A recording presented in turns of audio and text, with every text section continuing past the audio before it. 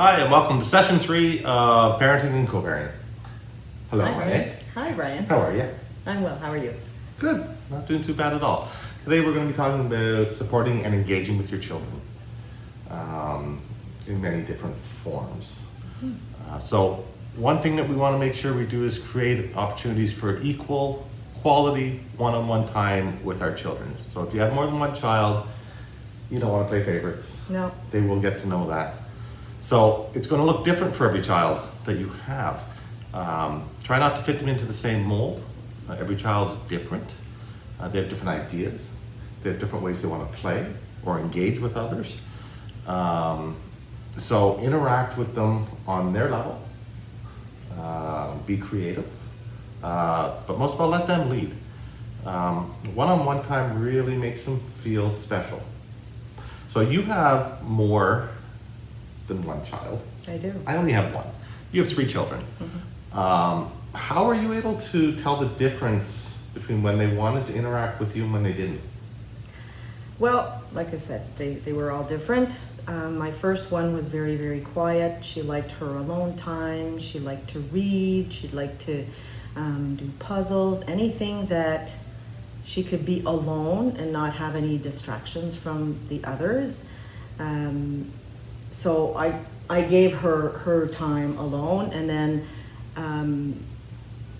to have the one-on-one time with her was also important. So we'd wait until the younger ones were down for their nap, and then we'd spend time together. I'd read her a story. So looking for opportunities. Oh, absolutely. Throughout the day. Good. Doing this helps your children learn. It lets them express their feelings. It can build self-confidence, self-esteem, all the good things that we're looking to build in our children throughout the time that they're growing up. But remember, you want to spend time doing activities that your children want to do. You want to do a puzzle, and your child doesn't? Guess what? You just destroyed the one-on-one time because they have no interest whatsoever. Right. And that's what you want to do. You want to pique their interest so that they are still learning, that they're engaging, that they're active. Right. And you want to pick activities that they are more familiar with. You can adjust the activities from time to time so that there's also another learning piece. Right. So if they do like to do puzzles, you can start with one of those big block puzzles that have 6 pieces and work your way up to 500-piece puzzles slowly. Right. Because there's a lot of frustration when it comes to something like that. No, it doesn't fit in there. No, it doesn't fit. You don't want to do that. And if they want to try something new, do we let them? We can. We should. We should. And as long as we're there to make sure that they're safe. Exactly. Yeah. You're not going to let them use scissors for the first time without you being there. No. So an example could be like a 2-year-old going down the slide for a first time. They want to do it, but they're unsure of what to expect. So explain to them what they need to do. Walk them through the steps. If you're able to go down the slide to show them, go for it. They will begin to get the hang of it, and they'll want to do it on their own. And there's nothing, I remember my daughter going down the slide for the first time on her own, the smile on their face, like, I did it. Yeah. And when they do something like that, what should we be doing to acknowledge? Praise. Smile, laugh. Absolutely. Yes. Yeah. Yes. It really does help them go a long way. And you can do this with many different activities. It's not just a slide. Oh, absolutely. Whatever they're doing, whatever they're learning, you can do it first. You can show them how it's done. It makes them more comfortable with the surroundings. Right. They know that there's safety that's needed. But they also know that you're still going to stay there to guide them, to teach them.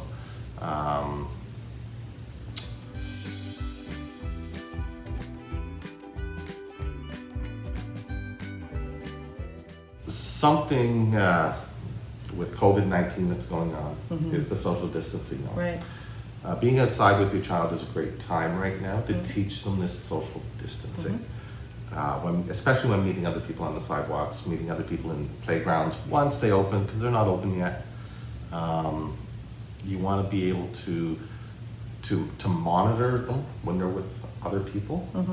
that they're respecting everyone else's space. Right. Because try putting a mask on Mhm. your 2-year-old.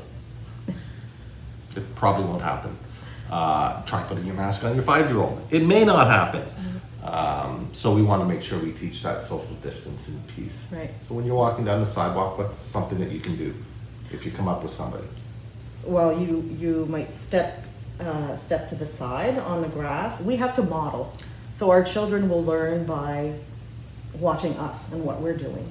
And we explain to the children why we're doing that. So that if they see somebody coming, then they'll know that we have to give them the space and the social distance. So we want to try to teach our children to be the first to move. Mm-hmm. Right. It's polite, Mm-hmm. it's respectful, Absolutely. and if you can't keep that social distancing and they don't have a mask on, then personally I become the human shield. And I turn my back and let the person walk by if I can't physical distance properly. Right. And again, like you said, your children are going to learn through modeling. If we don't do it, guess what? They're not going to do it. Absolutely. So take the steps, take the time, teach them. We're not through this COVID-19 yet. It's probably going to be a few more months. As of today, they just made masks mandatory within our public spaces when you're indoors. So that means we need to model. We need to wear a mask when we're in public spaces, in stores, doing groceries, at Best Buy, Canadian Tire. Right. Anywhere you go into that serves the public, we need to wear a mask now.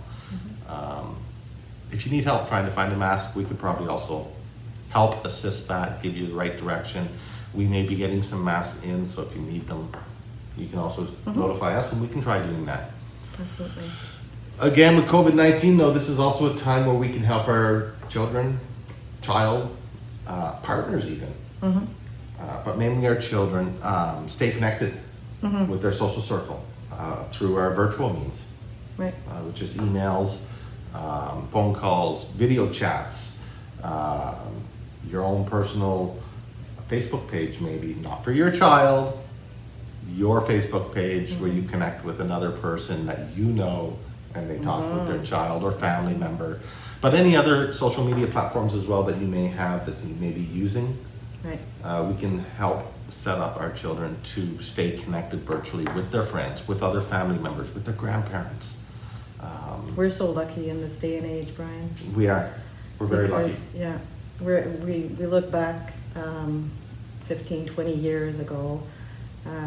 The only thing was the telephone and dial-up internet connection. So whoever was holding up the phone, there was a lot of people in line waiting. Yeah, exactly. And then that important phone call had to come in and you're missing it and I got to check the messages, get off the phone. Yeah, there's none of that right now.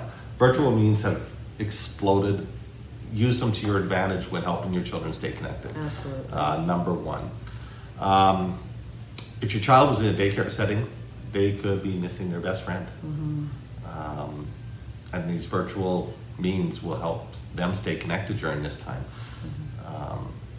And who knows, you may even learn a few things about that friend, about that friend's family.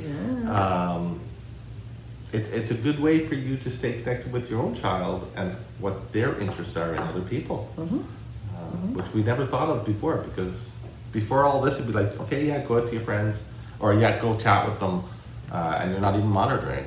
Right. And now it's taking that opportunity to monitor your children, their behaviors, how they interact with others verbally. Their conversations. Their conversations. Yes. You learn a lot through their conversations. Tone of voice, body language, because you're still watching your child and facial expressions. Yeah. So take the opportunity to use these virtual means to learn about your child as well.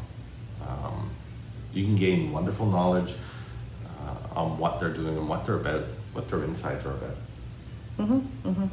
So it's important to create a flexible but consistent daily routine. Involve your child or children with this. Asking for their input and allowing them to make decisions will help build their self-confidence. Definitely. So set a schedule that includes structured activities, physical activities, as well as free time. And this will help your child feel more secure. When your child is playing on the floor, content, should we really say, why don't we do this? No. No. Let them play. Yeah. If they're content, let them play. They're going to let you know when they want to play with you, and you need to be there for them when they want to play. Absolutely. And this can easily be built into the routines. Mm-hmm. Because afternoons are playtime, or morning is playtime. Your meal times are meal times. Can things be extended though? Can you change things around? Absolutely. What's one thing that you really shouldn't change around though? I'm thinking bedtime. Absolutely. Trying to keep it as consistent as possible. And meal times should be pretty consistent. I mean, give or take half an hour maybe. But if your child starts to fuss or is not enjoying playtime, and you know that it's close to lunch, he's probably hungry. Yeah, So learn to read their cues as well. definitely. And just one last note on the playtime piece. If you look outside or you go outside, it's hot. Very. Please make sure you stay hydrated, whether you're inside or outside. It's especially important when you're outside to stay hydrated. So if they're playing, if you're at the park, if you're walking by the canal, anything, keep water with you. Stay hydrated, stay safe. Remember social distancing and let your child lead. Another thing that I used to do when the kids were younger and maybe not able to tell me, I would bring a wet face cloth in a little Ziploc bag so that I could, just freshen them up if they were hot. It's important that they wear a hat, that you bring sunscreen if you know you're going to be outside for a while. And definitely. Yeah. Safety tips. Yeah. Keep yourself and your children safe. Now, there's probably a few of you also thinking of putting your child back into childcare, seeing how the daycare centers are now open, especially if you're a working parent. But this is going to be difficult on your child. They've been away from the childcare for 3 months, 3 months. if not a bit longer. They're missing their friends. They may not feel like they know their friends anymore. So some tips that you can do is try to arrange with the daycare facility that you do half days, say the first week. And you can switch it up. Monday morning, Tuesday afternoons, Wednesday mornings, Thursday afternoons, Friday mornings, and then be prepared to spend time with your child outside of those daycare times. And then the next week, try to do 3 full days, 2 half days. It will get them used to the process again. It'll get them used to their friends, because not all their friends are also going to be going. Exactly. So they may question that. Why isn't Johnny here? Exactly. But I am. So be careful how you introduce. Talk to your daycare provider to make sure you can do this. I'm sure you will not lose your daycare spot if these are things that are proposed, because it's going to make it easier on the daycare workers. They're not going to have all the children there being fussy, not really wanting to be there because they're not used to it, or unsure of the circumstances because now they're seeing everyone wear masks or gloves or cleaning everything all the time. So it's not going to be quite the same. So it could be a scary venture for them to go back. So take some precautions, do the best you can, keep them at home if you have to because they're not having a good day. And I'm sure the daycare staff will appreciate it very much.